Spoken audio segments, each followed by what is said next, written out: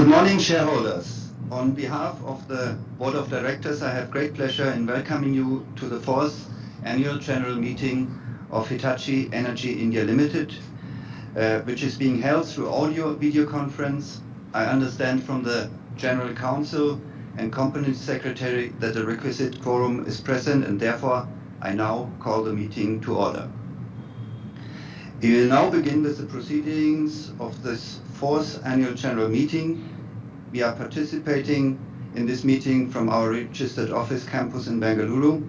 I am pleased to be here along with the other directors who are present in person and Mr. Mukesh Bhutani, who is attending this meeting through video conference from Singapore Hitachi Energy office.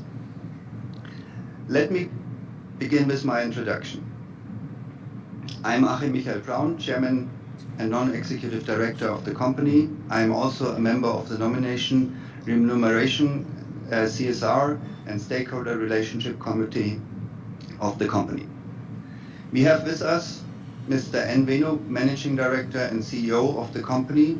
Venu is also a member of the Audit, Stakeholder Relationship, CSR, Risk Management and ESG Committee.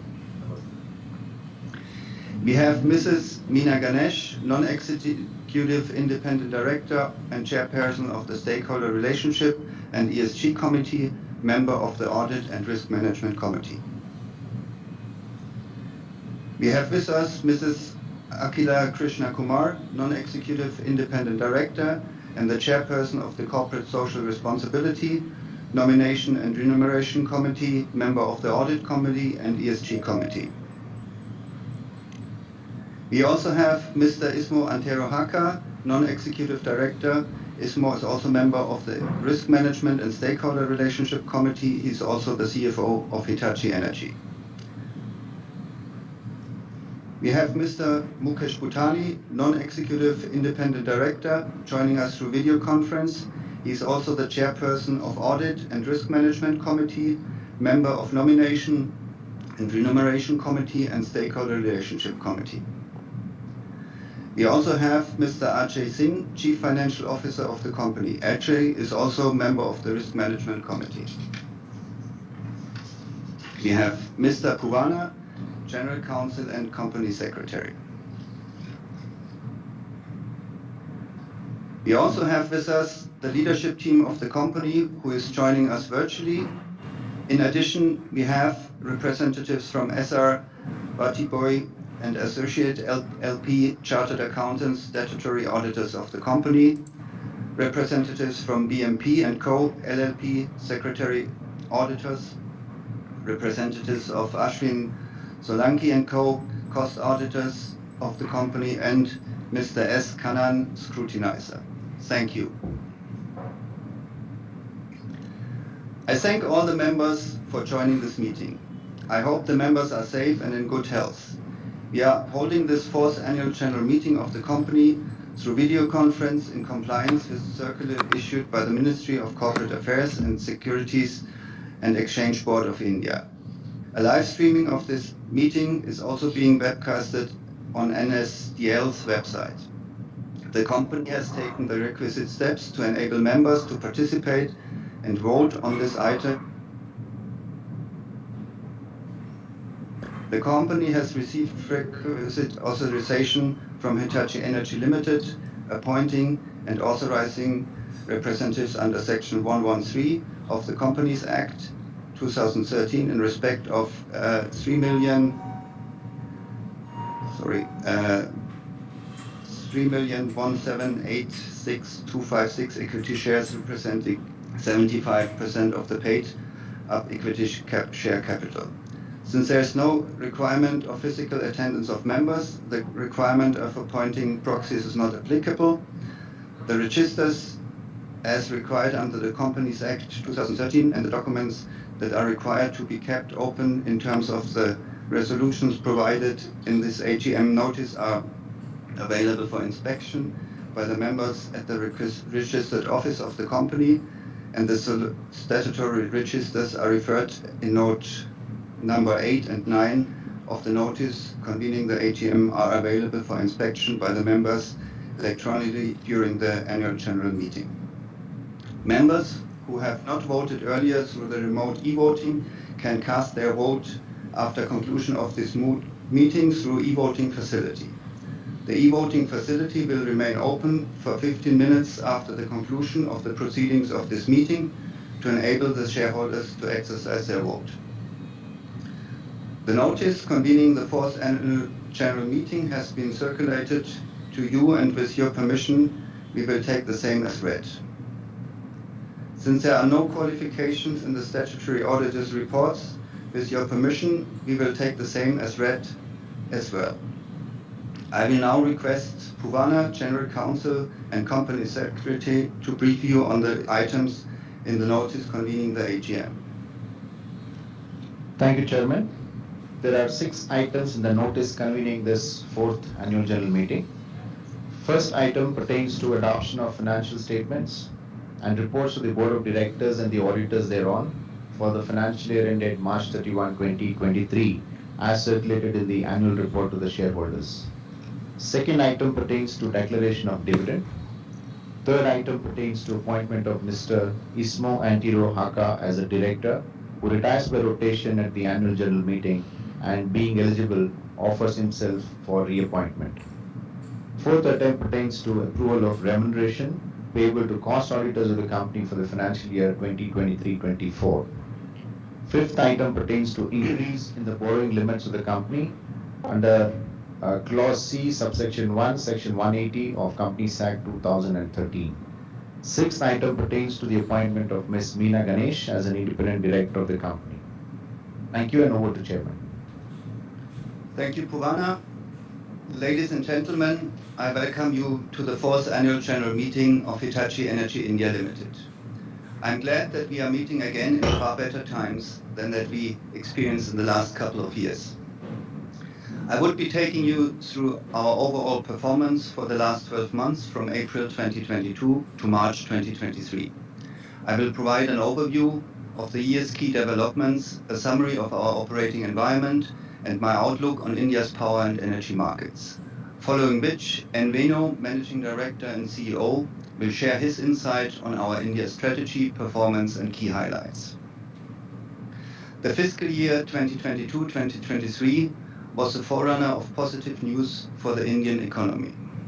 With COVID-19 tapering off, there was a much-needed push generated in the economy. Consumer demand revival had positive trickle-down effects across sectors, and the Indian economy became the 5th largest economy in the world. But the year was not free of roadblocks and challenges. The ongoing Ukraine-Russia war impacted the global economic scenario. Oil and gas prices remained volatile, keeping the entire world on tenterhooks. The pandemic included contraction of the global output, and various supply chain and logistical bottlenecks worsened the situation and caused governments to re-evaluate their dependency on just-in-time globalized supply chains, in some cases giving boosts to the rise of nearshoring or friendshoring.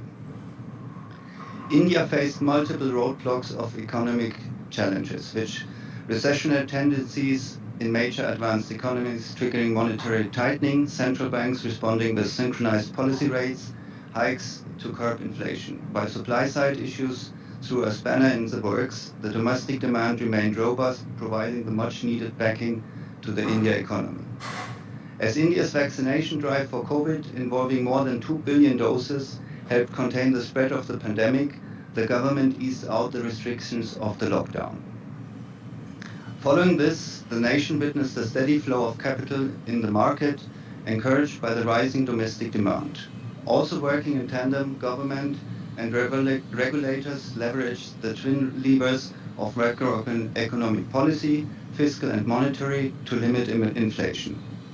The Reserve Bank of India focused on reducing food inflation.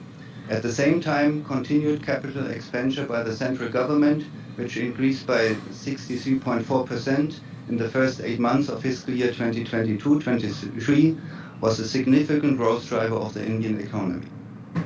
Despite all the hurdles, India remained one of the fastest growing economies in fiscal year 2022-2023, outpacing some advanced economies. Reflecting this optimism and in the vision for investing for future growth, the government, in its budget for 2022-2023, increased capital expenditure by 25%. Roads, railways, airports, ports, mass transportation, waterways, and logistic infrastructure were identified as crucial engines to drive the National Master Plan for Connectivity. To facilitate domestic manufacturing for the goal of 280 gigawatt of installed solar capacity by 2030, the government expanded its production-linked incentive scheme to include additional allocation for manufacturing of high-efficiency solar power modules. In keeping with the announcements of earlier budget and goals, the energy sector continued its momentum towards a sustainable and green future. Following its 2030 target of meeting half of the energy needs through renewable sources, the country added around 14 gigawatt of renewable energy capacity in fiscal year 2022-23. India continued to take concrete steps towards a green future and a sustainable environment with ambitious energy transition goals aligned with the Paris Agreement. The year 2022-23 marked as an important milestone in India's energy journey as the government continued to pursue decarbonization and power reforms.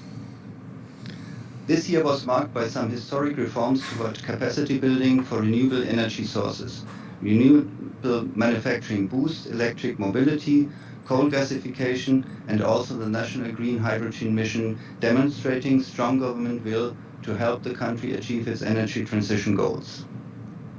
India has been experiencing renewable energy sources like wind, solar, and biomass to achieve its energy goals.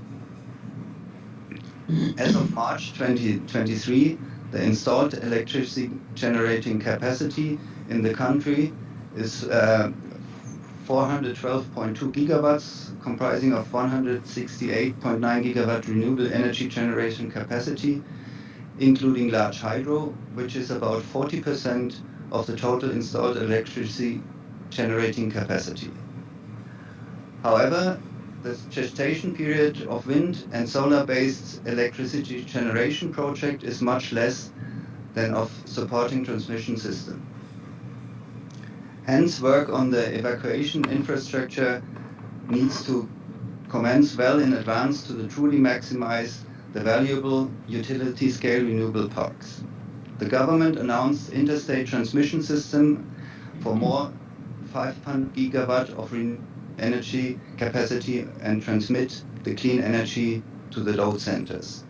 This plan includes setting several HVDC transmission corridors for the evacuation of renewable energy from areas like Leh, Kargil, and Batla with large solar potential.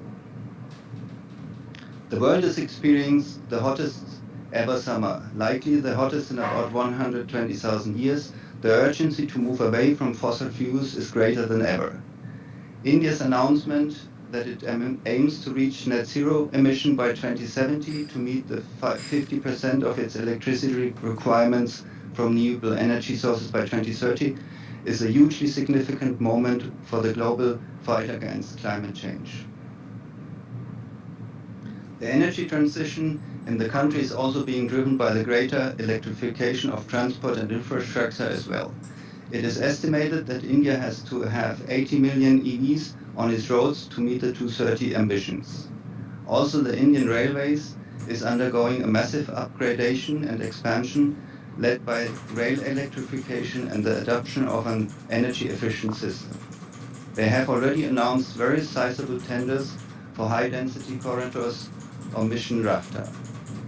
Your company has been a long-term partner of Indian Railways, as we see a significant opportunity here for our products and services.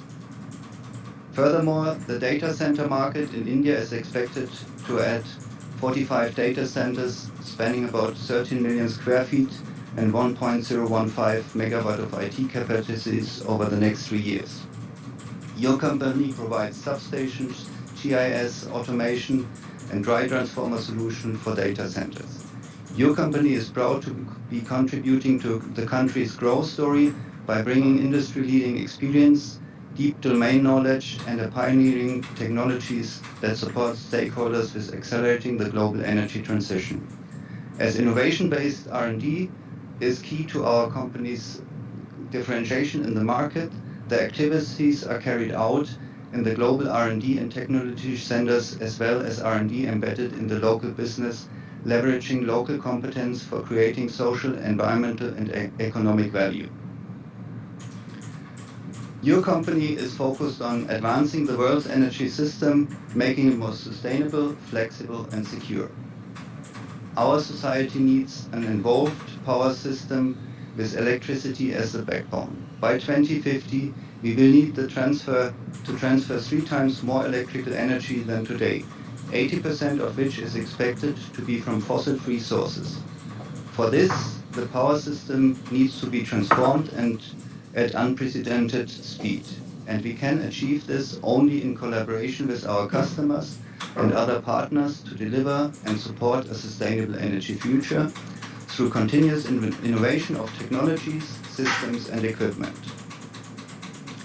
Under the stewardship of Enveno and his management team, your company is well positioned to help accelerate these fundamental changes with the purpose-driven growth encompassed in our 2030 plan. Starting with recognizing and reiterating safety, integrity, and quality as our license to operate, the plan rests on 3 pillars. Firstly, the focus will be on the company's core business, strengthen our leadership position, and continue to deliver on the high order backlog in line with customer and partner commitments, hence securing and accelerating earnings and cash growth. Secondly, our company will focus on growing its digital and service, expanding at the edge of the energy system. The agenda is to tap into the largest installed base in the country and leverage the market growth momentum to accelerate continued profitable growth and scaling of identified synergies. Your company aims to deliver greater value across the entire value chain for our customers, from strategic planning to performance partner through the life cycle of plan, build, operate, and maintain. Finally, our company will continue to drive innovation and synergies with customers and Hitachi Group companies and find new partnerships to accelerate growth. While continuing to deliver to traditional customers like utilities, growth in core businesses will be linked to the high growth segments outlined in our strategy: solar, wind, HVDC, data centers, and rail, along with using the levers of service and exports. The before mentioned largest installed base in India gives us a good market for leveraging service portfolios across digitalized classic services, advanced service, and servitized solutions. Similar for our exports, with our growing manufacturing footprint, a quarter of our orders this year are export-led, and we will focus on building on this trend. Under the stellar leadership of Enveno and his management team, your company is making timely progress with its portfolio that is strengthening, expanding, and evolving the power system. The business is focusing on continued localization of its global product portfolio, building local capabilities and products, as well as creating new jobs. We are continuously evaluating the energy and demand landscape and the necessary steps we must take to keep ourselves relevant to deliver cutting-edge solutions to our customers in India and around the world.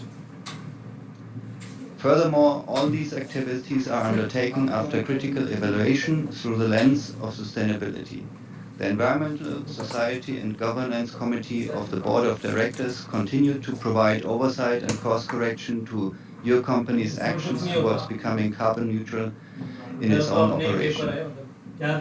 Within the past year, we have taken significant steps to accelerate the company's growth.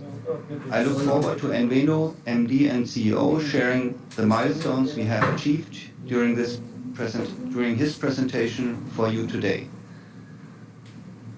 The International Monetary Fund has forecasted a slowdown in global growth from 3.2% in fiscal year 2022 to 2.7% in fiscal year 2023, dampening trade growth.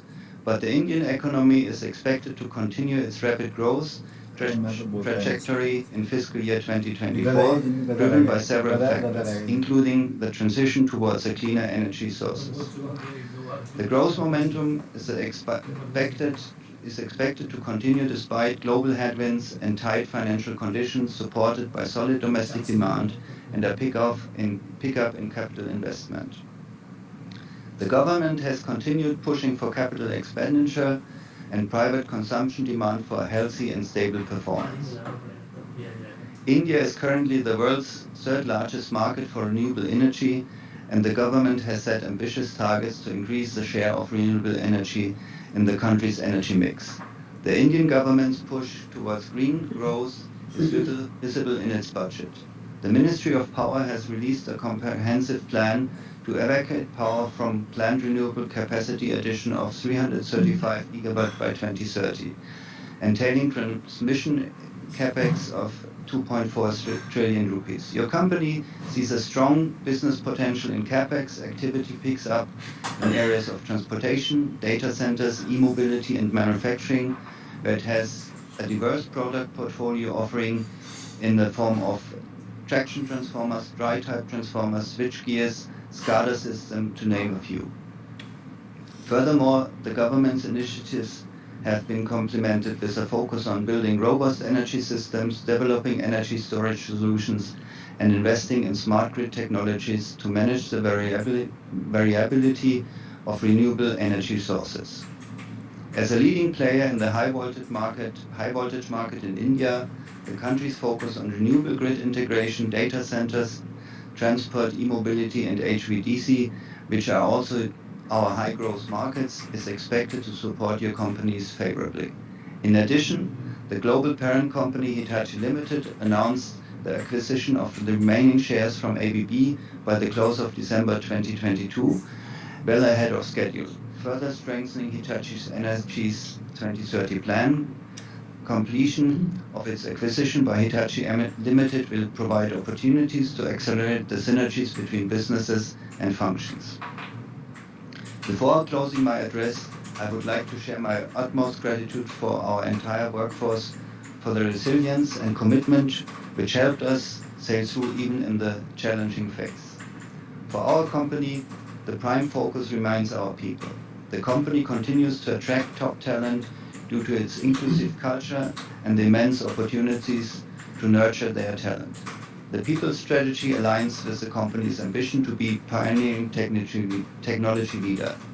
I would also like to extend my gratitude to all our customers, channel partners, shareholders, suppliers, banks, financial institutions, the government and other stakeholders for their continued support, partnership and invaluable contribution in facilitating our operations in India amidst difficult times. I remember our shareholders for their continued investment in our vision and strategy. Of our efforts and ambition. In conclusion, on behalf of the entire board and all shareholders, I acknowledge and commend the dedication and commitment of N. Venu, CEO and MD, the management team and all employees of the company, who stayed committed to the bigger goal and made us who we are. Their efforts, which have helped improve the quality of lives of millions, have also been recognized by the industry through various awards and recognitions collected throughout the year for technology and operational leadership. Together, we can advance a sustainable energy future for all. Thank you. Over to you, Meenal. Thank you, Chairman. Good morning, everyone. Welcome to the 4th Annual General Meeting of Hitachi Energy India Limited. In its 77th year of independence, India has strengthened its position as the 5th largest economy in the world and is balancing economic and environmental values as it leads the way for energy transition. Last week, the RBI projected that the GDP will grow 6.5% for the current fiscal year. Despite the recent signs of inflation, the Apex Bank expects it to be under control for most of the year, paving the way for more economic activities. The same will have a positive impact across sectors and industries. In parallel, the country is well on its way to achieve milestones towards its ambitious target of net zero by 2070. Your company, Hitachi Energy India Limited, will continue to play its role in expediting India's seamless transition to clean energy. On this positive note, I welcome you all and thank you for joining us for the 4th Annual General Meeting. In the following few slides, I will provide an overview of the year, how we continue progressing with our purpose, advancing a sustainable energy future for all. Achieving what we have achieved, coming this far in our journey in the last 4 years would not have been possible without our stakeholder support, including you, our employees, discerning customers, and partners.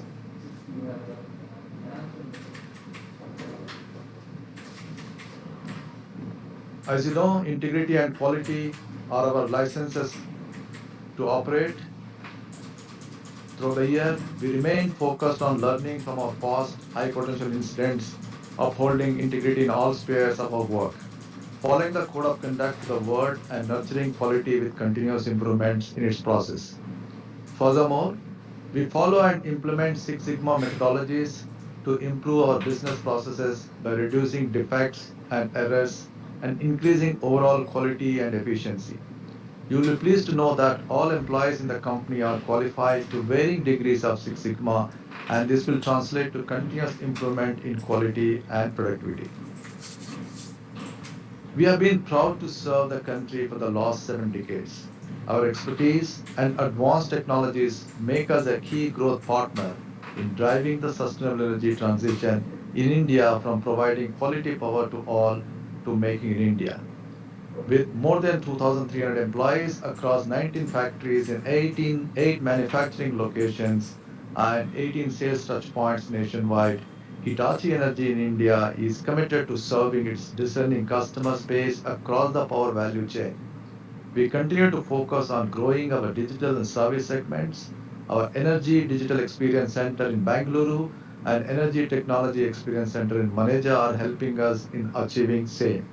Today, more than 50% of HVDC links and 90% of metro rail services in the country use Hitachi Energy India technology.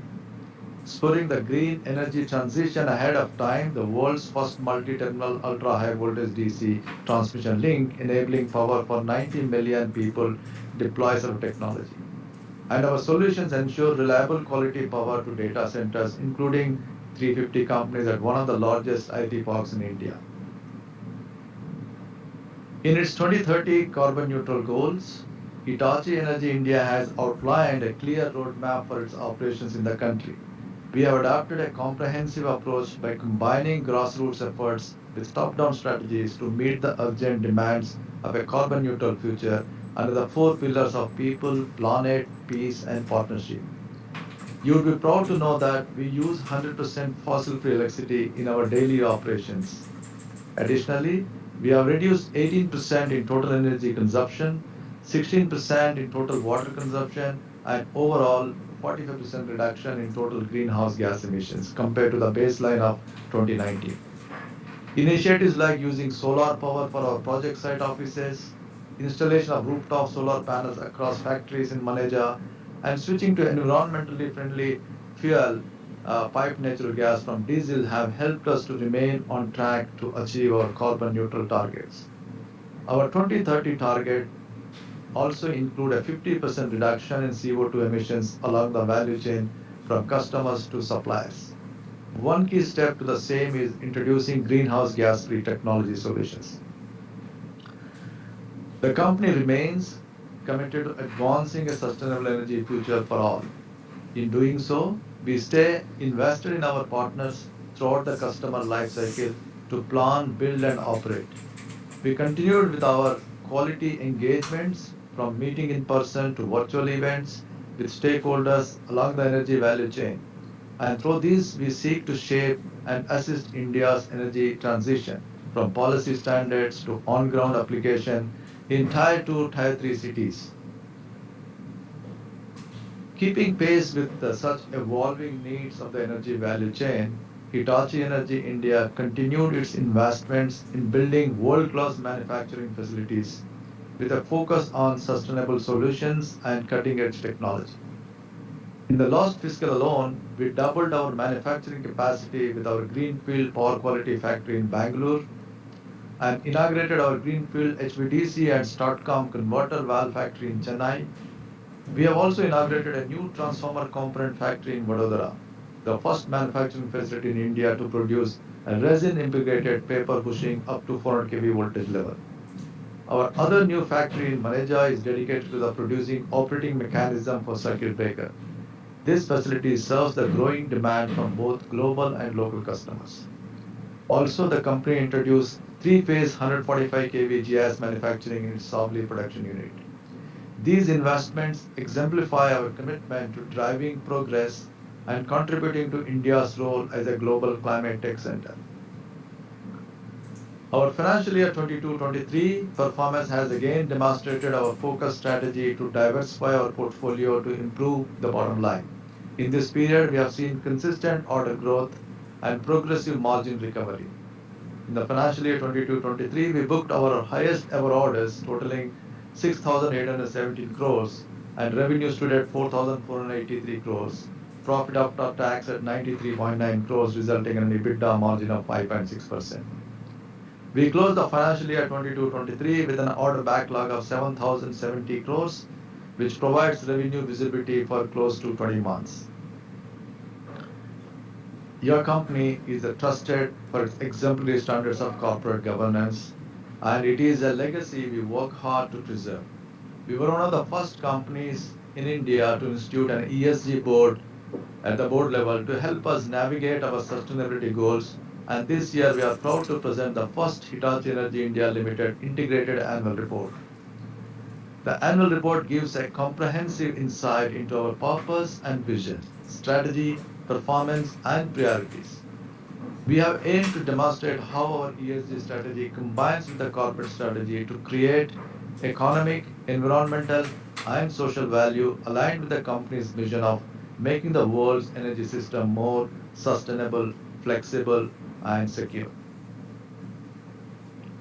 Hitachi Energy India Limited was listed on March 30th, 2020. Our shareholders who stayed dedicated to Hitachi Energy and believed in its journey could see how our shares valuation has consistently outperformed the index. This cements our confidence in our purpose and our ability as an organization to deliver value to all our stakeholders, from customers to shareholders, employees, and society at large. As a pioneering technology leader, we actively collaborate with our customers and partners to enable a sustainable energy future for current and future generations. We specialize in providing sustainable solutions that help meet the increasing demand for electricity with minimum environmental impact. Our commitment to excellence and expertise is visible in the diverse range of projects we have undertaken. From cutting-edge power system factories to advanced manufacturing facilities, our new projects are geared towards meeting the growing demand for electrification through clean energy solutions, enhancing grid reliability, and facilitating the integration of renewable energy sources nationally. In financial year 22-23, we secured the first HVDC city in-feed order by Hitachi Energy worldwide. The HVDC light transmission system will help bring 1,000 megawatts of power to Mumbai. This transformative project linking Kudus to Mumbai not only addresses the city's soaring electricity demands, but also serves as a crucial step towards achieving Mumbai's ambitious goal of becoming the first carbon neutral city in South Asia. Hitachi Energy India is actively engaged in supporting India's renewable energy goals. In this endeavor, we have secured the order to supply power transformer for India's largest renewable energy park. As part of this project, we have provided 10 315 MVA 400 kV transformer manufactured at our transformer factory in Vadodara. In fact, it is the largest rating of transformer used for solar power evacuation to date in India. Hitachi Energy India is transforming India's energy landscape and impacting diverse sectors, including revolutionizing rail and metro transportation with its advanced power automation solutions and transformer. Be it our locally designed and engineered Scott transformer for the Vande Bharat Express to enabling digitalization and optimization assets through our T-Export ecosystems. We are constantly pushing the boundaries. At Hitachi Energy, we are helping customers to overcome the complexity and capacity challenges required for the transition towards a carbon neutral energy system. Core industries, heavy engineering and manufacturing remain the bedrock of our successful economies. Typically energy intensive, many leaders in capital goods, metal and mining, etc. are seeking ways to reduce their carbon footprint. We provide technical expertise, services, engineering advisory, reliable efficient products and automation to advance this journey. Data center is one of the 6 high growth segments that we believe will bolster future performance at Hitachi Energy. With one of every 3 data centers in the country deploying our technology, your company has a solid foothold in this nascent market. In financial year 22-23, we won several orders from leading data centers and global web services companies for electrification solutions, including dry-type transformer, switchgear, etc. With more than 70 years of our presence in the country, today we have world-class facility addressing local content requirements with faster execution. We continue to invest and expand our manufacturing muscle to meet local and global demand. Some of the factories are part of our global network of feeder factories. It shows our quality and operational excellence. Through these factories, we are increasing our supply of power quality products such as vertical brake disconnector to the US market and gaining traction as a trusted partner. Over the years, we have strengthened our position in the global supply chain network and served many utilities in far shore locations with orders from utilities in South and Latin America, Eastern Africa, and other countries. We are building an essential link to the global supply chain network. As a pioneering technology leader, we serve to increase access to affordable, reliable, sustainable, clean, and modern energy for all. Innovation-based R&D is key to our differentiation in the market. The activities carried out in the global R&D and technology centers and R&D embedded in our local businesses are leveraging local competence. Electricity will become the backbone of the future energy system. By 2050, India will need to transfer 3 times more electrical energy than today, 80% of which is expected to be from the fossil-free sources. Towards realizing this, we are collaborating with customers and partners as the net zero challenge is bigger than one company, one team, and one individual. Thus, trusted partnership and collaborations are essential for finding solutions for our present and future energy needs. These solutions have to be addressed from life cycle perspective while managing environmental impact. It means looking beyond the environmental impact of our operations, including our supply chain, the use of its products, and end of their lives. In this vein, here are some innovative solutions that Hitachi Energy introduced to the market in 3 years since its formation. Econic, an eco-efficient portfolio for reducing environmental impact and increasing energy efficiency while future-proofing technology investments. HVDC light technology helps expand transmission capacity, minimizes environmental impact, and improves the power supply's quality.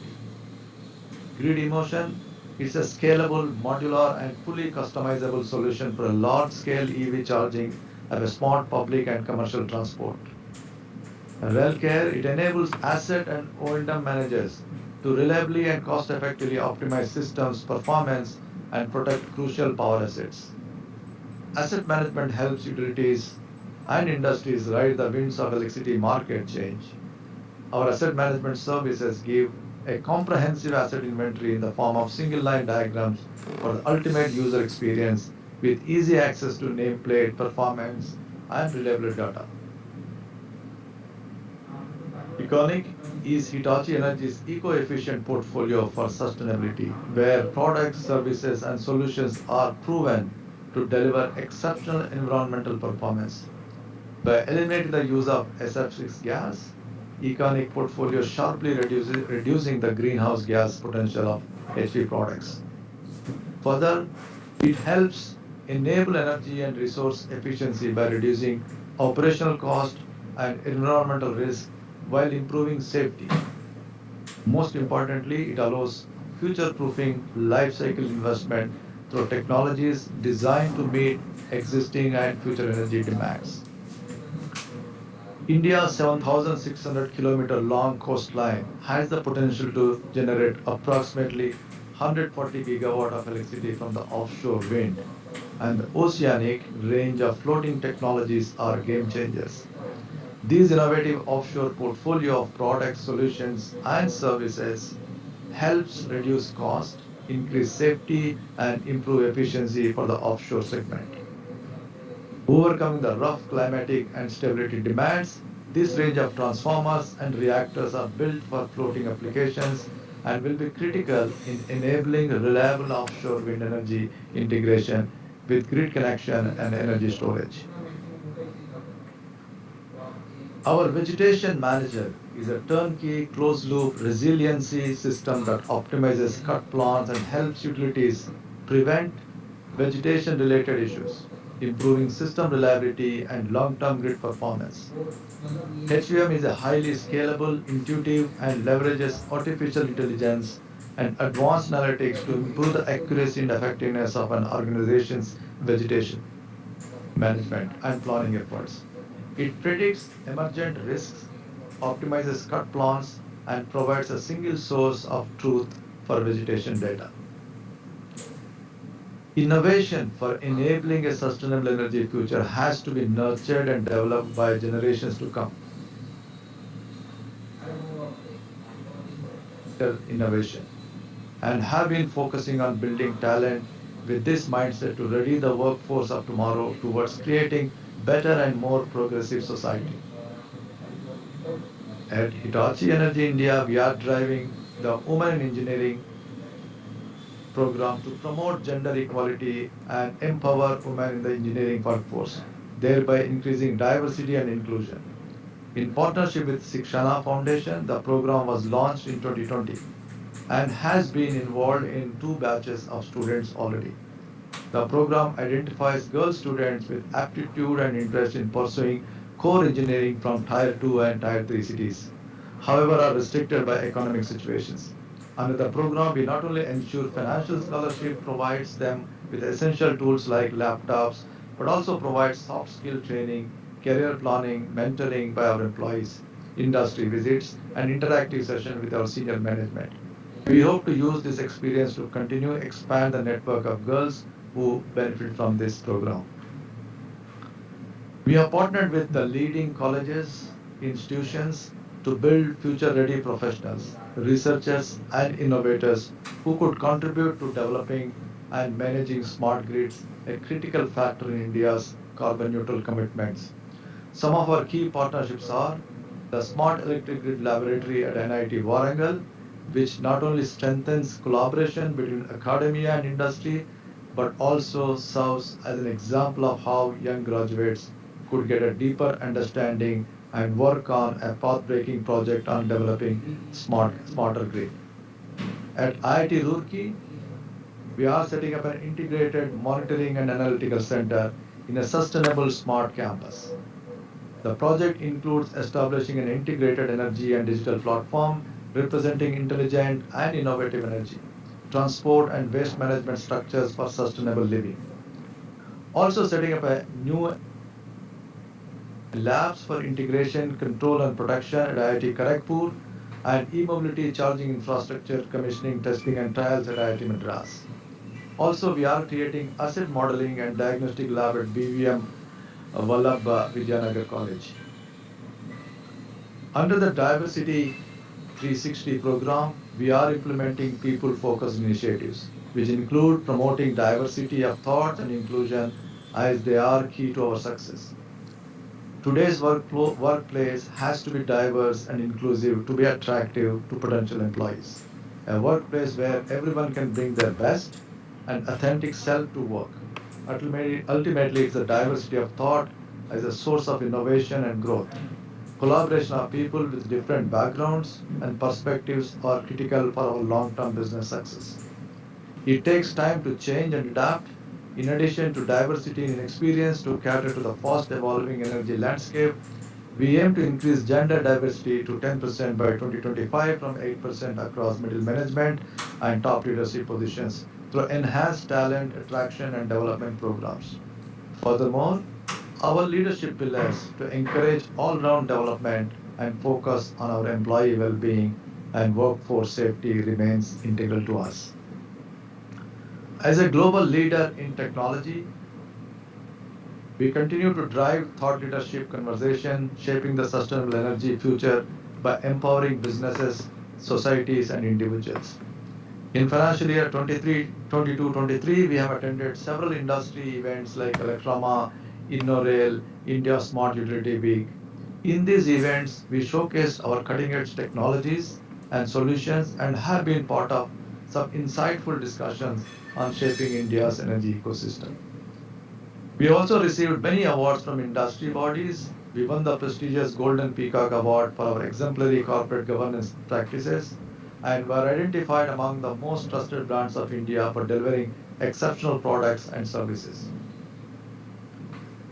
We have placed sustainability at the core of our mission with a firm promise to lead the way toward a sustainable future for everyone. Our strategic plan for sustainability 2030 outlines key priorities and commitments towards conducting business sustainability and responsibility. As a technology and innovation leader, we are well positioned to drive these fundamental changes through our 2030 plan, where the midterm plan for 2024 is our first key milestones, which focused on continuously strengthening our power grid's core business, doubling upon digital and services, and expanding at the edge of the energy system, creating synergies, partnership, innovation, M&A to accelerate growth.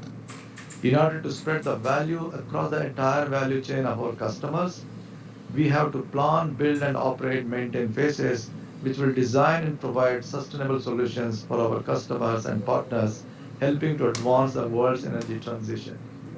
In closing, I would like to summarize. You have seen many instances where we demonstrated how we are continuously investing in the planet, people, peace, and partnerships. We look forward to your continued support as we strive to strengthen our leadership position as we advance a sustainable energy future for all. Thank you very much, ladies and gentlemen. With this, now I hand over back to the chairman. Thank you. Thank you, Vinu. A very good presentation to show what we do. I now request Puvana, General Counsel and Company Secretary, to explain the sequence of the process of voting on the resolutions placed before the members. Thank you, Chairman. The Companies Act 2013 and SEBI listing regulations provide for electronic voting. Accordingly, the company had provided its members the facility to cast their vote through the remote electronic voting system administered by NSDL. Facility for voting at the meeting has also been provided for members present here and who have not voted yet. Members may please go to the voting page of NSDL e-voting website and cast their vote after the conclusion of this meeting upon announcement by the chairman. The company has appointed Mr. S. Kannan, Company Secretary from Mr. S. Kannan and Associates, Company Secretaries, Bengaluru, as scrutinizer to scrutinize the votes cast at the meeting and through remote e-voting in a fair and transparent manner. Since the AGM is being held through video conference or other audio-visual means and the resolutions mentioned in the notice convening this AGM have already been put to vote through remote e-voting, there would be no proposing or seconding of resolutions. All members who have joined the said meeting are by default placed on mute by the host to avoid any disturbance arising from background noise and ensure smooth and seamless conduct of the meeting.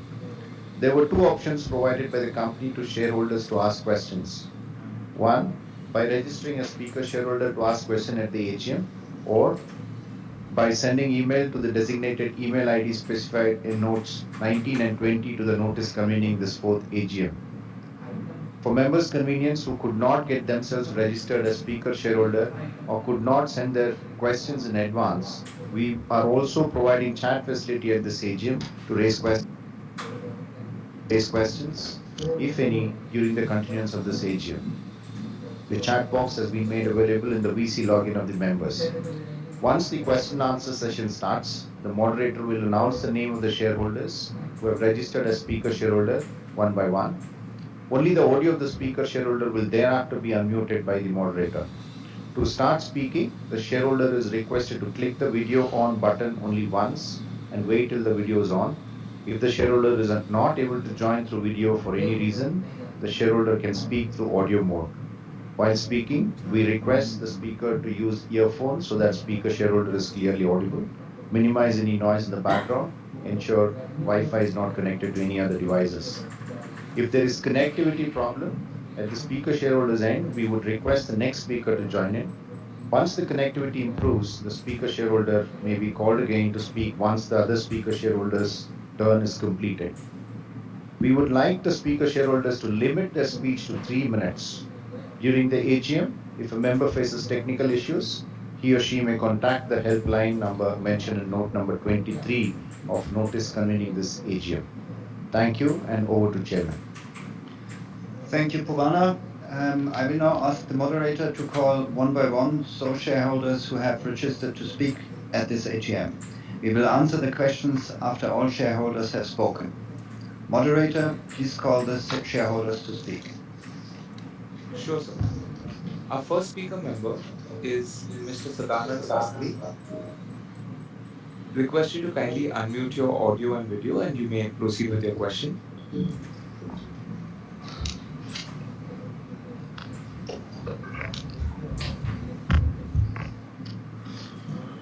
Mr. Sadanand Sastry, you may unmute your audio and video. I am audible. Yes, sir, you are. You may proceed. So are you seeing me? Ah. Okay. No, sir, you are audible. You can proceed, sir. Okay. Good morning, sir. I am Sadanand Sastry from Bangalore. My number is 1170-2201. Chairman, sir, I will go according to your report only and none other than that. As per page 3, it is fine that you have provided India's position in energy market to update the knowledge and focus area. Whether it is possible to the company to achieve target of 2030 in the present situation of growth. Page number 4 and 5, financial and sustainability height. Statistics given in this page would be a guidance to others. But however, despite such ample of orders, the growth of net profit is weaker. What is the reason? Page number 11, energy TEC. Whether the company prefers to introduce artificial intelligence. Page number 12, the picture of laying the solar panels is real or imaginary because the place of the plant is not mentioned, and why the such vast ground is wasted instead of putting the ground for best use by adopting rooftop system. Page number 18. Extracting wind energy would be more convenient, easier, perennial, and also 24/7 generation than solar. Why not company give priority to wind energy to save the ground and make cost cheaper? Page number 30. Company carrying its activity with a smart size of 6 directors. Whether it is possible to achieve things with this small size goal. Page number 35. I am a member of your ABB India also. Here I am in confusion whether ABB India is subsidiary of Hitachi or Hitachi is subsidiary of ABB Limited. Because one time you have said that you have no subsidiaries. Page number 23, board's report. Revenue is showing negative growth by 467 crores. And very peculiar position is both operating profit and net profit showing similar negative growth of 110 crores. Please clarify. Page number 96, renewable evacuation. Whether Bangalore Metro is leftovers or no such contract with Namba Bengaluru Metro. If so, why? Page number 156, balance sheet. Your plant property is increased by 17 crores, but depreciation expenses decreased by 15 crores, which seems not proportionate. Please clarify. In trade receivables, credit impairment and overage of 252 crores are kept in. How do the company manage for its realization? Equity capital continuing without variation, but other equities growing up. Why can't the company stabilize the capital further by declaring bonus shares to reduce the borrowings and the liabilities of 1,790 crores and additional finance cost? Employees cost is reduced and the number of employees also reduced by 260. Then the other expenses, lastly, writing off has become a routine. What is the problem with what is the problem with the debtors? And a new item of exchange and price difference of 27 crores cropped up. What is this? Whether it is recurring or one time. Austerity measures needs for improvement of growth of profit. Thank you very much, sir. See you next year. Thank you so much. We now invite our next speaker member, Mr. Mohan Krishnaswamy. Request you to kindly unmute your audio and video and you may proceed with your question.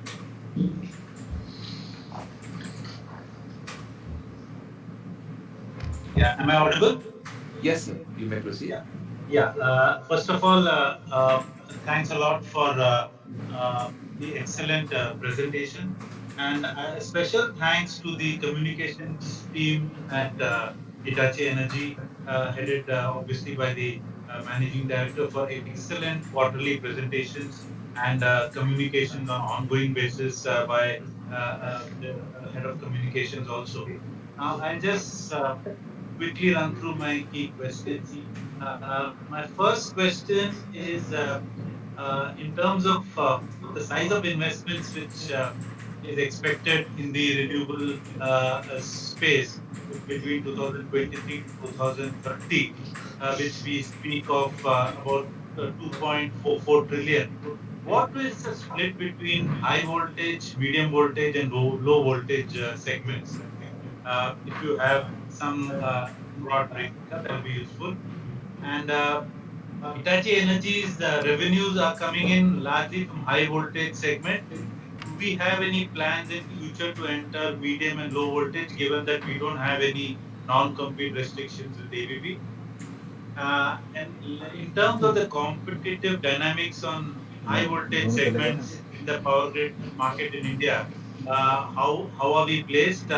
I believe globally Hitachi is the leader in Europe with a 45% market share, followed by Siemens and GE. So how are we placed in India? And lastly, on the HVDC segment, given the synchronized investments expected globally, does Hitachi Energy India see any significant potential for exports in that particular segment in the future years? And one more question which I had.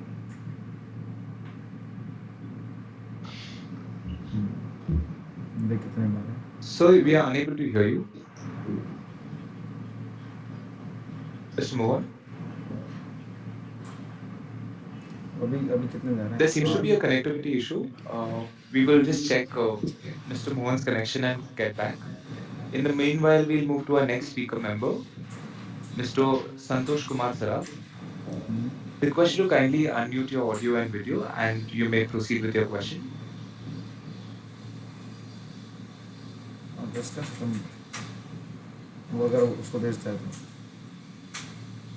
Mr. Santosh Kumar Saraf? Hello. Yes, sir. We can hear you. You may proceed with your question. Just a minute. Respected Chairman, Board Member, and my fellow shareholder, my name is Santosh Kumar Saraf. I am from Kolkata. First of all, namaskar to all of you, those that are present in the today meeting. Sir, I want to know the future plan of the company. And sir, thank for dividend. And sir, what is the step taken for further growth? And what is the new technology introduced this year, sir? And lastly, sir, what you done? What is step taken to empower more female employee? And I thank to Bheja, sir. Bheja is very good. Their service is very good. So hope in the future to keep hire them as a nothing to say, sir. Only I ask for BC meeting in the future because in BC meeting, mine India soldier order can be joined and express their view to our employees, sir. Last is I request you to send my well wishes to all our workers, those are working, because they are hard working, we are growing. So, sir, please, Secretary, send my well wishes to them. Thank you, sir. Thank you so much. We now request our next speaker member, Gautam Nandi. Gautam Nandi had registered as a speaker shareholder but has not connected to the meeting. So we move to our next speaker shareholder, Aspi Besania. Request you to kindly unmute your audio and video and you may proceed with your question. Sir, can you see me and hear me? Yes, sir, we are able to hear you. You may And proceed see with your me? question. Whatever seeing me, I can see the video. Yes, sir, now we Yeah, can see you. no, okay. Sir, I'm Aspi from Bombay. Sir, thanks for giving me an opportunity to talk. And I would request you to continue with hybrid AGMs next year when the physical AGMs start. Sir, year on year, our profits are reduced, even considering the 12 months ended March 22. What are the reasons for that? Although the revenues increase, the profits are reduced. However, I'm pleased that our market price has increased substantially. The quarter one of 23-24 was not as good as quarter four of 22-23. Any reasons for quarter four being much better than Q1? So can I expect balance three quarters to follow quarter one of current year or quarter four of last year? The orders on hand now. What are the orders on hand now? End of Q1 or end of the year, orders were 7,000 crores. Our Q1 revenue was 1,000 crore. And in the presentation, it was mentioned that these orders will be executed over 20 months. So there is no growth seen in the revenue for the next 3 quarters also. So can you give the breakup of orders from government, including railways, and non-government orders? So in Q1 comments, it was mentioned continued details in chips and electronics impact revenue and profitability. Somewhere I read about glut in chips. If you can comment whether there is a glut or a shortage of chips. So, government is pushing for hydrogen. Are we prepared for hydrogen? I would request our company secretary to be more shareholder friendly and share his cell number or someone else's cell number if he doesn't want to share. The inventories and receivables have increased a lot. Please try to control those also. So thank you very much and all the best for the future.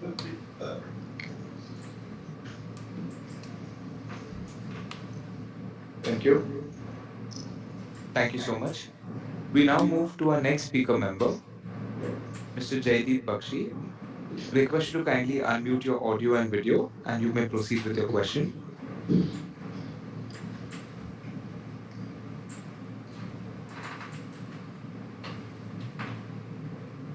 Mr. Jaideep Bakshi, yes, sir.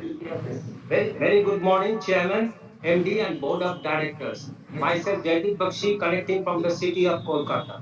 Thanks to our company secretary, Mr. Purvana, for giving me an opportunity to express my views and presenting a detailed and informative, colorful annual report. and also to our Visa events for conducting this video conference in smooth manner, and to the entire secretary department for conducting this video conference. Sir, in your initial speech, you shared the business landscape of both present and future, and it's a very vivid and in-depth presentation, sir. So we are the prominent player in power technology as demanded for electricity is increasing day by day. Kindly highlight our technological advancement program. Our new products have been well displayed in page 14, and so revenue earned from geography wise also in page 199. Sir, our data center marketing expenditure, present day communication. So our plans to add 45 new data centers in the coming years. Kindly throw some light on this. So we are into the transformer component factory opened at Vadodara. How much is the capacity utilization over here? And the metro rail is now the most modern and bringing revolutions. So any new projects like that are coming up also. So our company's energy technology tie-up regarding this. What is our capex program for R&D for future years for bringing out more sustainable products for the end users? So what is the further tie-up, any further tie-up with reputed institutes for further new innovative development and reduce in our field. So, what is the capacity utilization of our manufacturing units and plans for further growth on different segments for melding experience with innovation and take company to new greater heights? And what is the expected order book position for the coming years? Sir, our mobility is converting from fossil fuel to electric vehicle. Our thought process in this regards. Sir, any new technology input for digital electrical network growth and minimize environmental impact. So, page 11, our 90 million people through the world's first multi-terminal UHVDC transmission link has been well explained, and also the facility for round-the-clock power for 350 companies has been well explained in page 11. And also in your speech, you referred about the helping out to the in vegetable program and helping out to the farmers, also a very good initiative. And also for the awards which you have received, congrats to the all employees and all the staff involved regarding bringing out this achievement.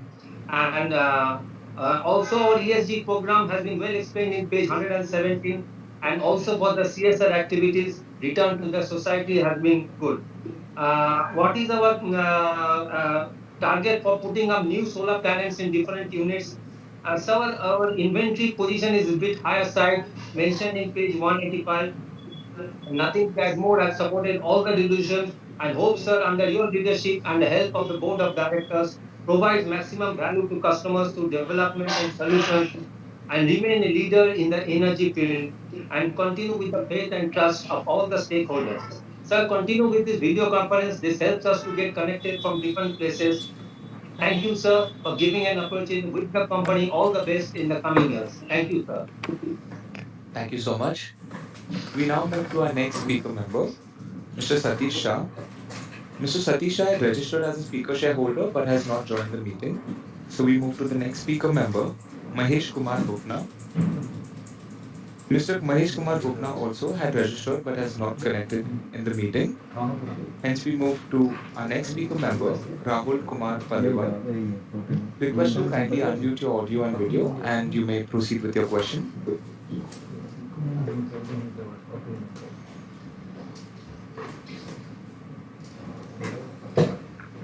Mr. Rahul Paliwal, could you unmute your audio and video?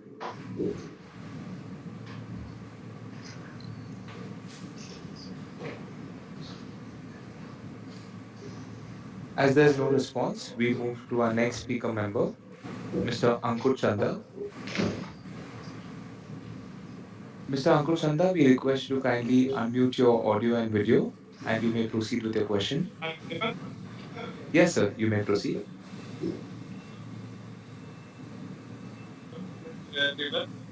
Sir, I just want to say that. Sorry? Sir, I just want to say that corporate.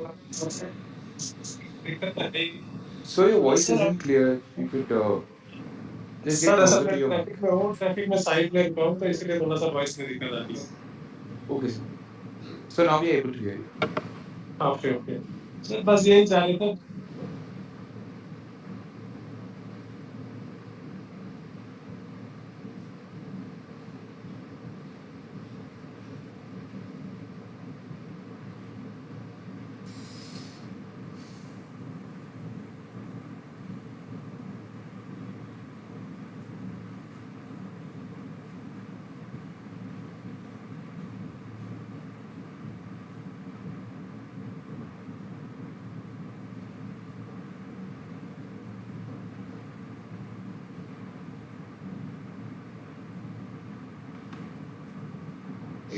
Over to you, sir.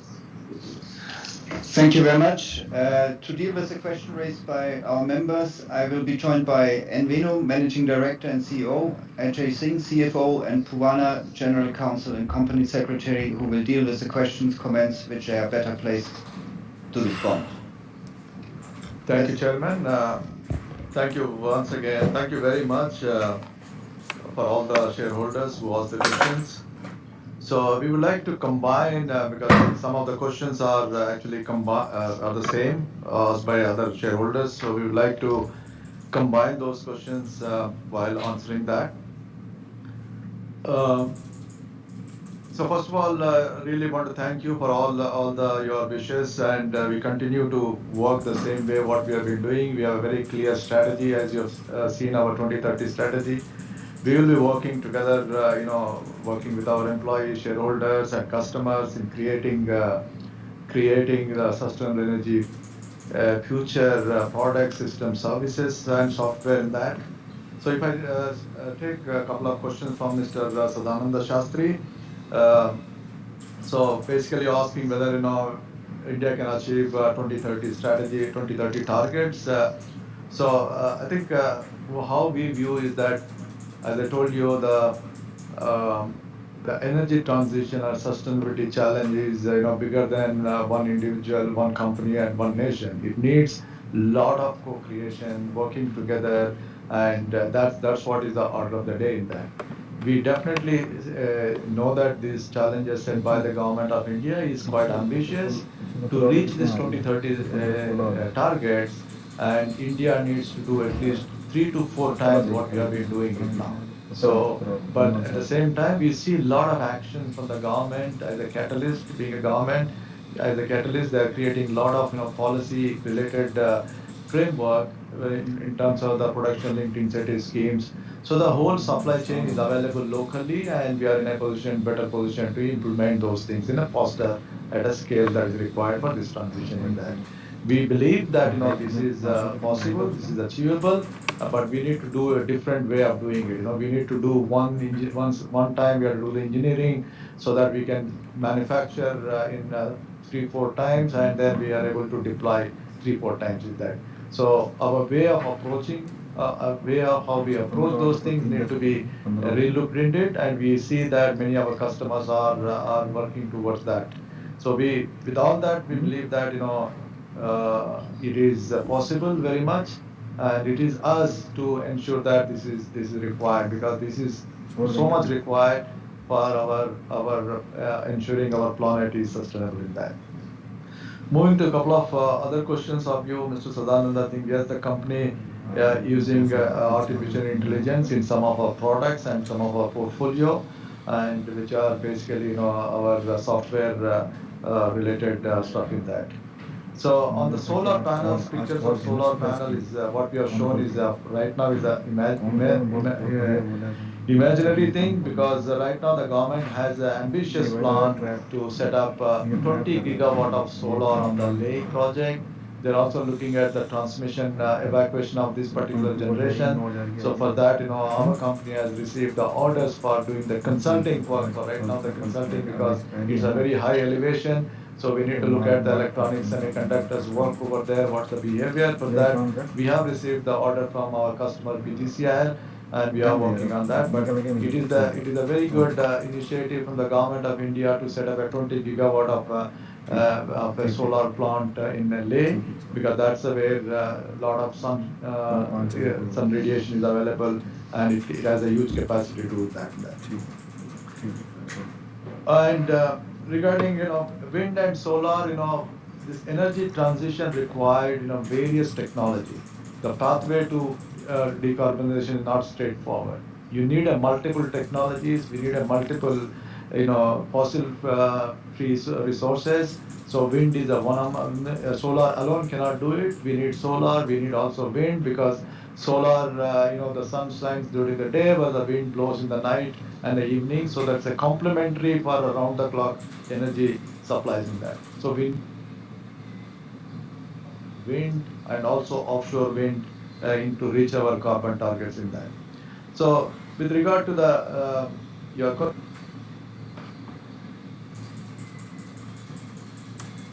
good board with 50% of the independent directors with a rich experience from different fields, and we believe that for the size of our company is right now, we believe it's an adequate in that. And another question about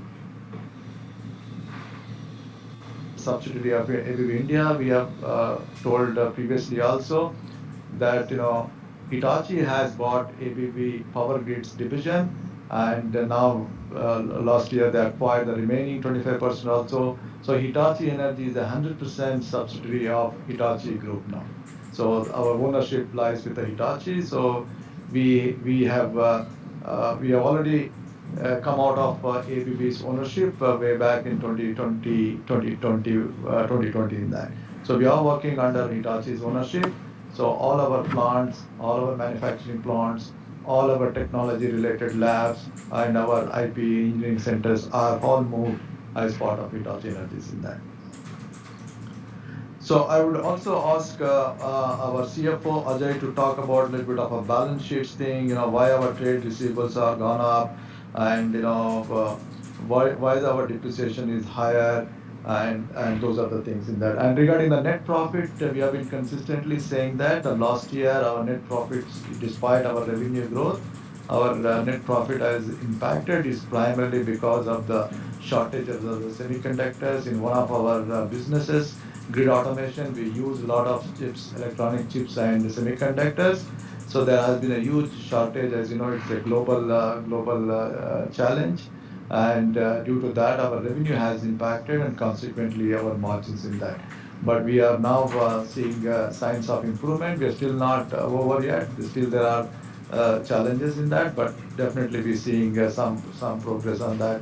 The company has taken several initiatives in not only reaching out to the top players of the organization of these chip manufacturing companies, and also working on various alternative supplies, and also including redesign of some of our components, etc., to mitigate that problem. So it has taken some time. It might take some more time, but what we believe is that we have a very strong position in this Indian market. We have a very strong order backlog, and our long-term demand drivers are intact in reaching our strategies in that. With that, Ajay, quickly, if you talk about some of the financial questions on the balance sheet. Thank you, Venu, and thank you, Mr. Sadanand, for the question. So I've noted a few questions regarding the balance sheet that was put up. So first question, if I remember correctly, we talked about the equity capital variation. So normally, if you see the equity, that basically represents the accumulation of the profits, and I understand the giving bonus will not reduce the borrowings. So basically, issuance of the bonus will consider later on as we progress. Then there was one more question basically on the plant and depreciation and PPE. So if you see the numbers in the balance sheet, the numbers basically, the corresponding period numbers corresponds to the 15 months period, whereas the current period corresponds 12 months period. So that is why you see there is a delta. Otherwise, it is quite consistent, and we do not see any major variations as far as the depreciation is concerned. And same is basically when you compare the revenues if you see the comparable, it's not directly comparable, because the revenue numbers for the previous year is of 15 months, whereas the current month is for 12 months. So the numbers is not comparable, and that is why you are able to see that there is a dip in the revenue. But if you extrapolate and see, there is a growth in the revenues. And also last year the revenues, that is further not comparable, because last year we got impacted by pandemic, so that also impacted the revenue down the line. Regarding the net profit, yes, net profit got impacted last year mainly because of the supply chain constraints that we have, mostly on the semiconductor shortages, as explained by our MD.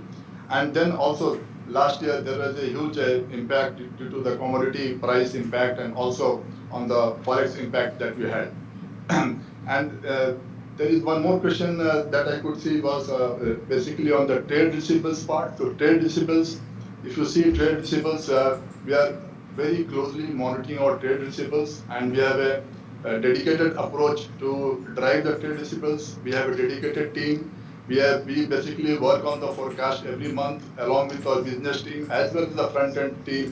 Wherever there is the requirement, we form a task force. Wherever there is a specific focus is required, we involve our top management, and there is a huge focus on that. And always we prefer the cash over revenue approach, and that is how we are driving the trade receivables over and above that we see.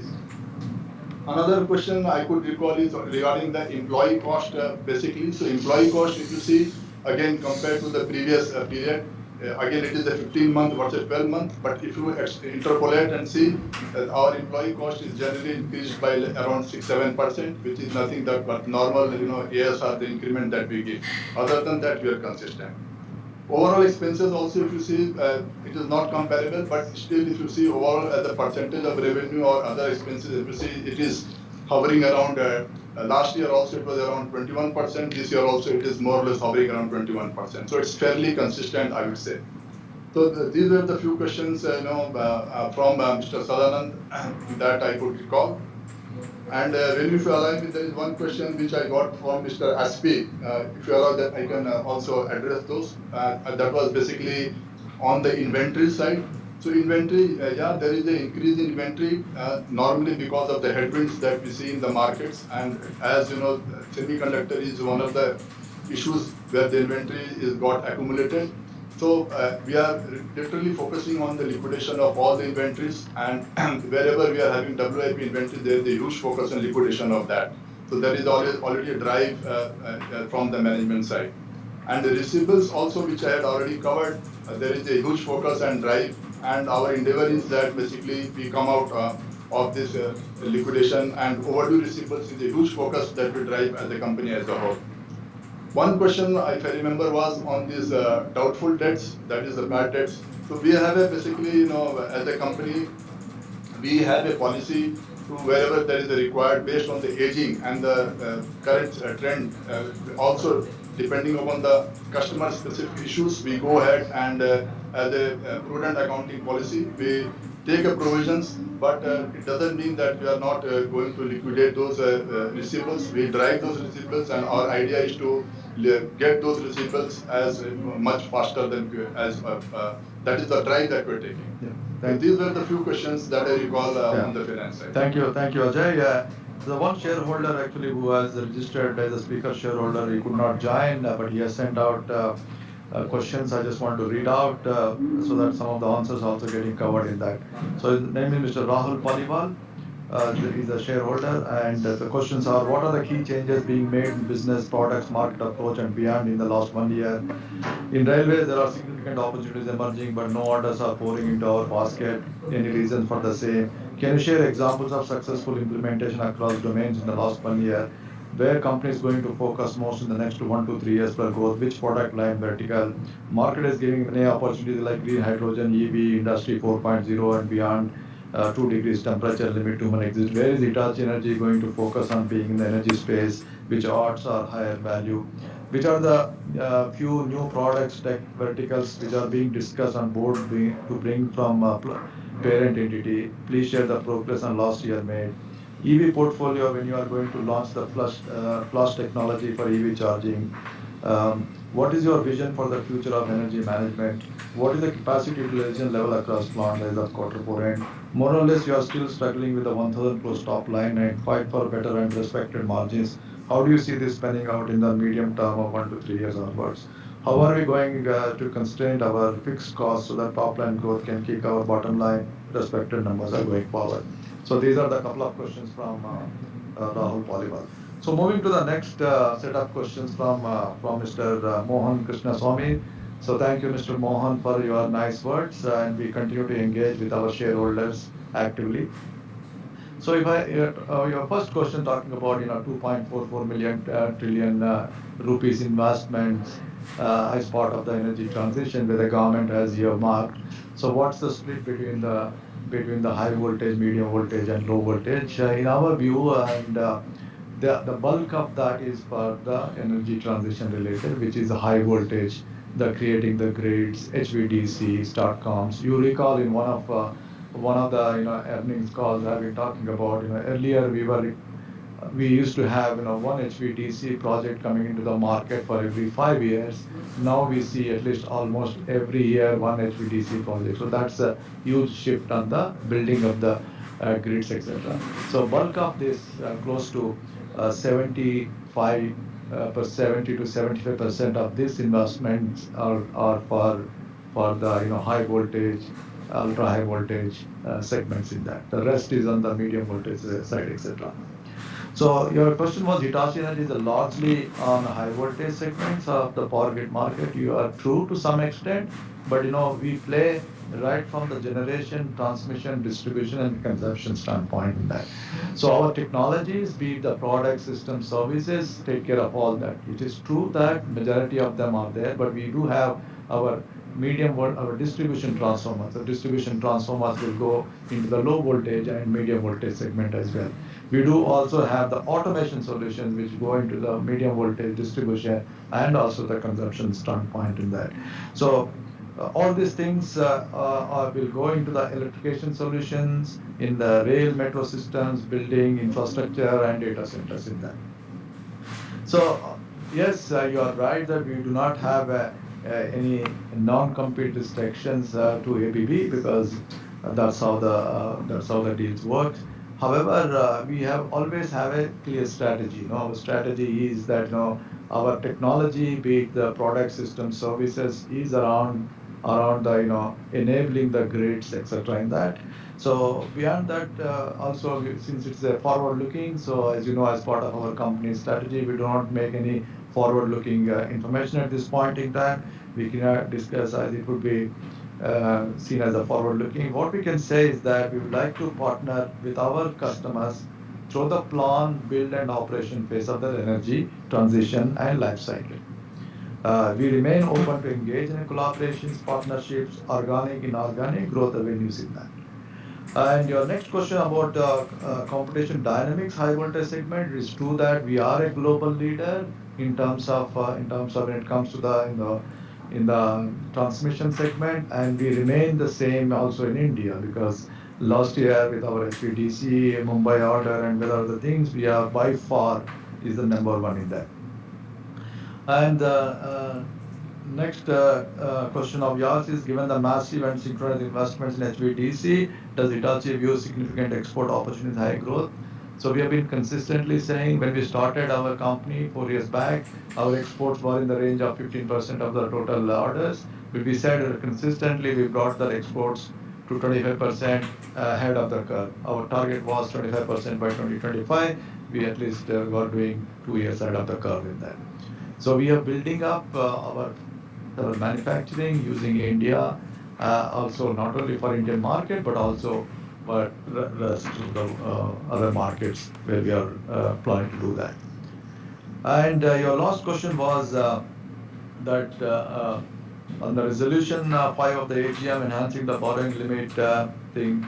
Thank you for your consent, but just to clarify that we are very strong view that we are in a very huge growth momentum, because the growth momentum in terms of the large mega projects which have come for a bidding, and we are actively pursuing it both inside and outside of the country, and that needs an urgent requirement of capital for some time short term.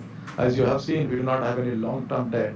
What we have is only a short-term debt, and we always try to take short-term debt in a quarters and then try to close in that. Our long-term aim is to be debt-free over a period of time, but right now we carved out from ABB with a zero cash, and we are continuing to invest in our factories at the same time expanding and creating the new facilities with the same cash we are generating from operations in that. So this phase, we believe that we need a little bit of flexibility, and as a proactive step, with abundant caution, because it needs a lot of timeline for getting approval from the board and from the shareholders, etc. So we have taken that ahead of the curve in that. So thank you very much, Mr. Mohan. Moving to the next set of questions.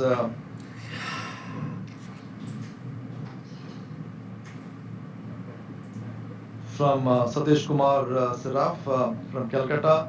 So future plans we have explained. I just wanted to reiterate because many shareholders were asking. We have a very clear strategy. You can see the plan, what we are told, what we have articulated in our last slide, the 2030 strategy. Our future plans are, we continue to build on our core, power grid core. The power grid is our transformer portfolio, our high voltage portfolio, our grid automation portfolio, and our HVDC, our STATCOMs, and our substations. These are our core power grid portfolio, and we continue to build on that, and we continue to expand. We can expanding our manufacturing factories and expanding our footprint, localizing the existing factories. So those are all continuing things there. And the second one is, we have a huge install base. We have been present in India for the last 75 years. Okay, so we have a huge install base, and we would like to leverage the install base by productizing our services, by digitalizing some of our service offering. So we will be doubling up our efforts on digital and service and expanding at the edge of the grid, which is energy storage, data centers, etc. And the third one is, this needs a lot of collaboration, co-creation, working together with the customers, stakeholders.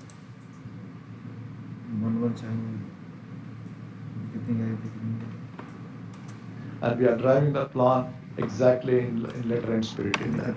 There are also a couple of questions on our capex. I think we have been investing after carved out since even during COVID. We have not stopped investing. We continue to invest both together with our greenfield expansion as well as our brownfield expansion together. Our capex run rate is in the range of 100 crores per year, and this has been the case for the last 3 to 4 years, and we continue to see the same thing in going forward in that. And thank you, Mr. Santosh Kumar, very much for asking this question. Our female employees, this is very close to us, and for our organization, it's also very close to me personally. We will taking all the actions to ensure that the female participation is more, our female employees are more in our organization. One of the initiative we talked about is the women in engineering, and because we find that even with the market, the women talent is not available because they are primarily going towards IT and other related things in that. We created an initiative to select the women in engineering from Tier 2 and Tier 3 cities, and then we are like a mentoring throughout their 4-year degree courses, right from sponsoring them and providing their industry visit, bringing them to our factories to see our products, see our technology, how our employees do work, etc. So all those things, we believe that in the future it will help us to get more women employees. Thank you very much for your support and trust on that. Moving to the next question from Aspi Besania. Thank you very much for your questions. And regarding your hybrid, I think as far as possible, as the regulations allow, we will try to do to our best so that more and more shareholders do attend in that. So on the profit reduction, we already talked about it. And orders on hand, we said 7,000 crores orders are on hand, which has a visibility of more than 20 months revenue. And we have a very clear strategy from the beginning. We are articulating it that we are taking a lot of actions and focusing on a high growth segments, and these will enable us to grow ahead in the market. And we also been very consistent telling you that if the market is growing X, and we want to grow higher than X, and that has been clearly demonstrating for last several quarters consistently from us. And The revenue growth, the breakup of government and non-government. So we have roughly around 15 to 20% is the government, and the rest all non-government order backlog in that. We have already answered your electronics and chip shortages, and hydrogen is a one question at least a couple of shareholders have asked for. Hydrogen is one of the key growth enabler, and it's also an alternative energy carrier, right? We also said that energy transition needs many pathways.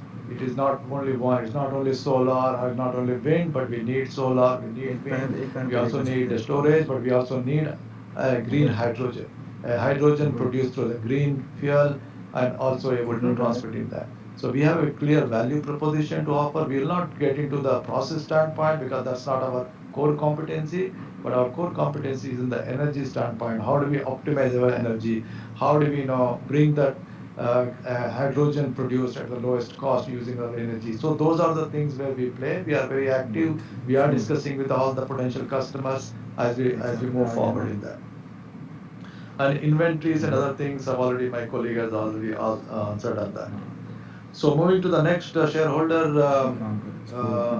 Mr. Jaideep Bakshi, I think from Calcutta. So a lot of our questions we all answered. Technology, we talked about new product revenue. Data center is the one area from the beginning, ever since we carved out, we said data center is one of our key growth segment. We have a good value propositions to offer to our customers, and we know the data center, the technology for the energy standpoint. And as I told you, almost 1 out of every 3 data center is powered through Hitachi Energy technology in India and also global in that. We continue to drive this. We have a dedicated go-to-market strategy for this. We are very actively participating in that. And every quarter you see our results. We are also showing that how our orders are tracking in that particular segment. We talked about capex and the capacity utilization. It's varying from a product to product. In some of the capacities, we are almost full. In some lines, where we have a thing. We could take at a company level, we are in the range of 75 to 80% of our capacity utilization across the thing in there.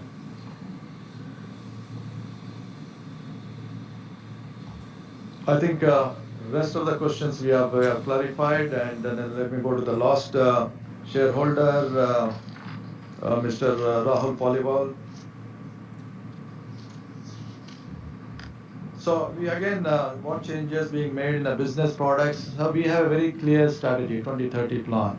So once again, I want to reiterate for sake of all the shareholders, we want to grow on a power grid core. Power grid core is our transformer, our high voltage, our grid automation, our HVDC, our substation. That's a core. And we will be doubling our efforts on service and digital and expanding the edge of the grid. And the third, which is important, it's not possible to do everything by alone. We need partnership, co-creation, working with academia, working with the industries, working with the customers, and that's exactly is our strategy, and we remain on our strategy, and we are driving the strategy there. Railway has been one of our key growth area. We continue to get the orders. We have been consistently telling how many orders we are getting from CLW, DLW, and those are the things, and also the metro projects for various EPC, OEMs, and EPC customers. Hydrogen, we talked about electrical vehicle. As I told you, electrical vehicle charging infrastructure is one of our key growth drivers. We don't want to be in the charging standalone chargers because that is more of a commoditized thing. Where we believe is that we have a chargers, and we know the technology of the grids, and we also know the technology of how can we fast charge the thing. So we want to connect those things, and that's exactly our plan. While we speak, we have almost done the pilot in IIT Madras, and right now we are looking at localizing the technology which is required for the price point, and we will let you know once we are ready on that. And the new products verticals, we have already elaborated very clearly in our presentation, so please go through that, what are we are bringing it and announcing it as and when we are ready in that.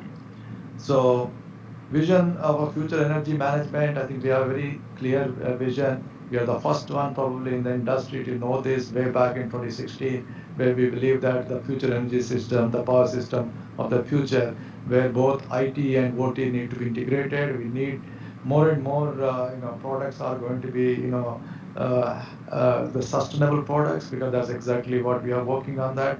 Yeah, it'll not be same as SF6 gas filled breakers products, etc. We need more eco-efficient products need to be there. And the second one is a lot of semiconductors will go into the power systems, whether it is a battery energy chargers, whether it is HVDC, whether it is the STATCOMs, everything you name, the semiconductors is part of that in that.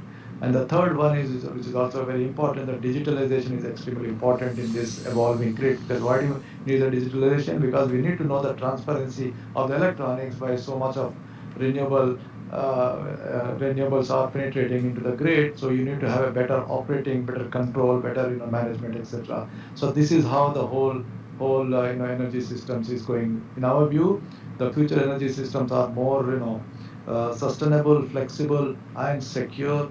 And because electricity will be the backbone of the entire energy system, because today the electricity is around 20% of the whole energy system, and all the studies are looking towards that. It's going to be double in the next 20 years, and that needs complexity of the grids increasing to that much of size. So we need more of those products, digitalization, sustainability, and semiconductors to address those things in that.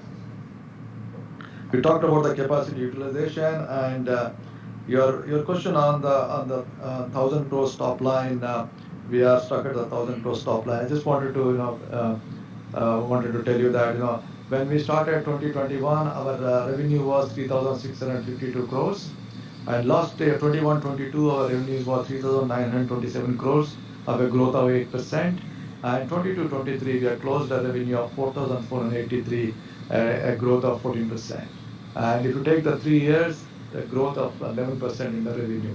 In our view, I think the industry is not growing to that extent, and as we said, we want to grow higher in the market, which is clearly 11% growth of a CAGR revenue for the last 3 years is a very good reflection of our strategy working in place with all the customers.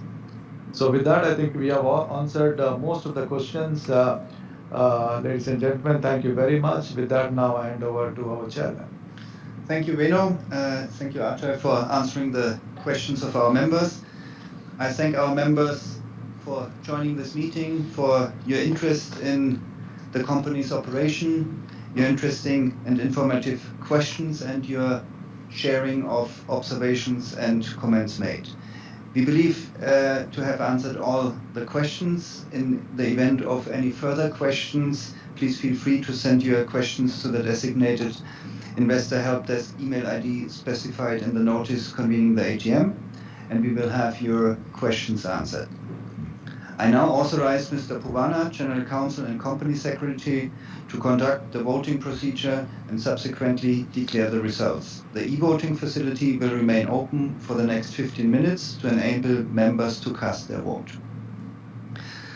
The results would be announced within 2 working days after the conclusion of this meeting, and the same would be immediated to the stock exchanges and uploaded on the website of the company and at the registered office. I thank the shareholders for attending this meeting and for your continued support. I also thank the director and auditors for joining the meeting remotely, and certainly also the fellow directors here in our registered office for joining us here. With your consent, I now conclude the meeting, and I would like to ask all our members to stay safe and healthy, and look forward to see you next year again. Thank you very much and goodbye.